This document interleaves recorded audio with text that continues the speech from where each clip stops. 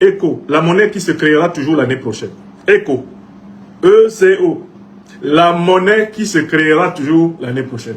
Il y a des noms de monnaie qui portent malheur. Hein. Est-ce que vous savez ce que c'est que l'écho dans la langue française? Ça vient même d'un mythe de la littérature gréco-romaine, le mythe de la divinité écho. Mais qu'est-ce que c'est qu'un écho? Un écho, c'est un bruit d'un bruit qui n'existe plus. Je recommence la définition de l'écho. Hein. Qu'est-ce que c'est qu'un écho? Un écho, c'est un bruit d'un bruit qui n'existe plus. C'est-à-dire que quand vous entendez l'écho d'un bruit, le bruit en question là, lui n'existe plus. Hein. L'écho là, c'est-à-dire que c'est le bruit d'un bruit. Mais en tant que bruit d'un bruit, c'est-à-dire bruit dérivé, l'écho n'est plus porteur du moindre contenu. L'écho n'est plus porteur de la moindre valeur. L'écho n'est plus porteur de la moindre teneur, de la moindre substance.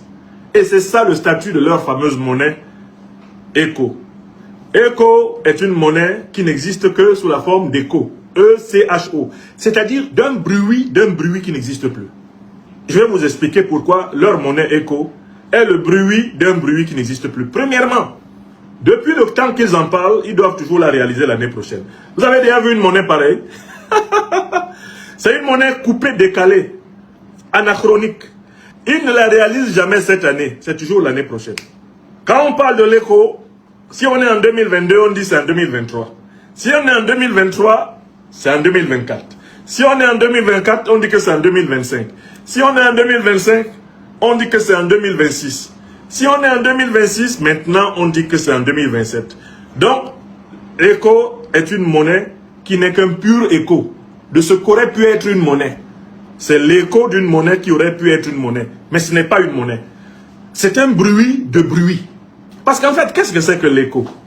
L'écho de la CEDEAO, Alassane Dramane Ouattara et ses maîtres, les néocolonialistes français, avaient déjà révélé la vérité sur cet écho. C'est un franc CFA qui change de nom. La clé fondamentale de la monnaie de la CEDEAO, on la connaît depuis que les néocolonialistes français et leurs serviteurs en chef, le satrape reptilien venu de Sendou pour trouver la paix des Ivoiriens, ayant renié notre belle terre burkinabé de Sendou, dans l'espoir de troubler toute l'Afrique, avant d'être bientôt dégagé à Alassane Dramane Ouattara. Depuis que ce monsieur a trahi le secret d'écho, on a compris que l'écho, E-C-O, n'était que l'écho d'une monnaie. Et c'est l'écho de quelle monnaie?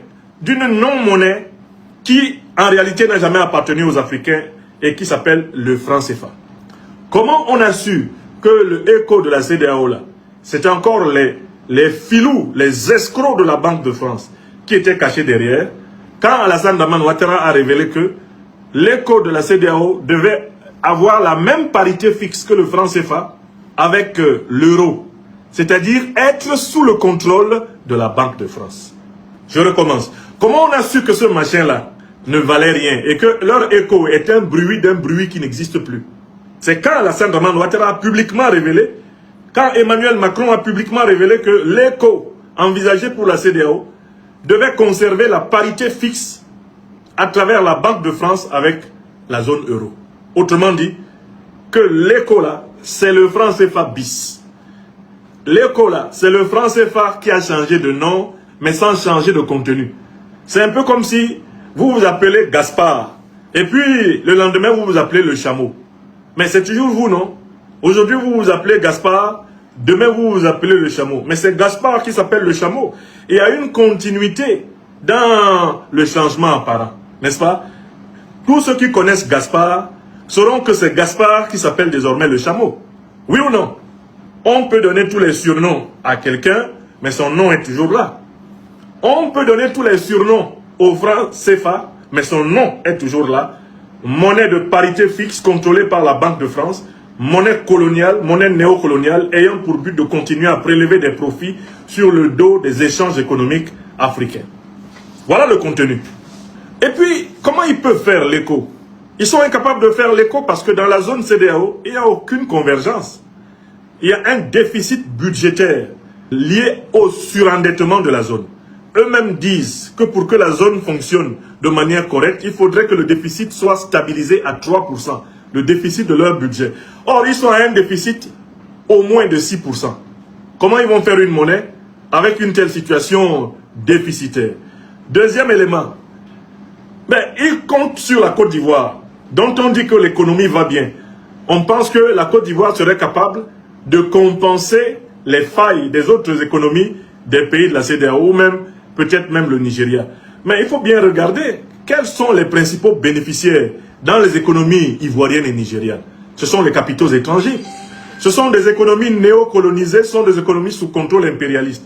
Quand vous appréciez la santé de l'économie ivoirienne, en prenant comme critère le produit intérieur brut, vous pouvez en effet avoir l'impression que l'économie ivoirienne est extraordinairement, une économie juteuse. Mais il faut vous intéresser à un autre critère pour savoir qu'elle n'est pas juteuse, ou plutôt qu'elle n'est pas juteuse pour les Ivoiriens. Car en effet, le PIB ivoirien est important, mais il faut savoir que 80 à 90% de l'économie ivoirienne est sous le contrôle des capitaux étrangers.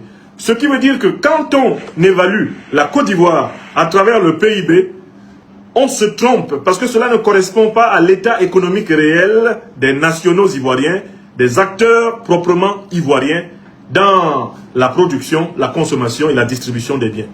Si on change d'agrégat normalisé, c'est-à-dire de critères d'évaluation différents, en prenant par exemple le produit national brut, c'est-à-dire ce qui correspond à la richesse réellement produite par les acteurs strictement nationaux, là on va se rendre compte que la Côte d'Ivoire est un pays appauvri.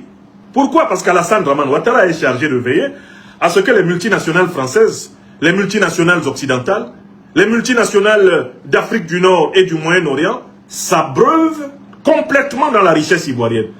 Et les Ivoiriens ramassent les miettes de leur propre économie, bénéficiant de la façade d'Abidjan qui donne l'impression que tout va bien, alors que le peuple se meurt, comme on l'a vu lors des délogements d'Abidjan, comme on le voit dès qu'on entre dans les terres pour aller voir l'état de notre peuple en Côte d'Ivoire. Donc, ils voulaient faire une monnaie en se basant sur la Côte d'Ivoire. Le problème, c'est que ce ne sont pas les Ivoiriens qui sont riches en Côte d'Ivoire, ce sont les étrangers. Et c'est dans les coffres-forts français, les coffres-forts européens, les coffres-forts américains, les coffres-forts du Moyen-Orient et les coffres-forts d'Afrique du Nord que la richesse ivoirienne va.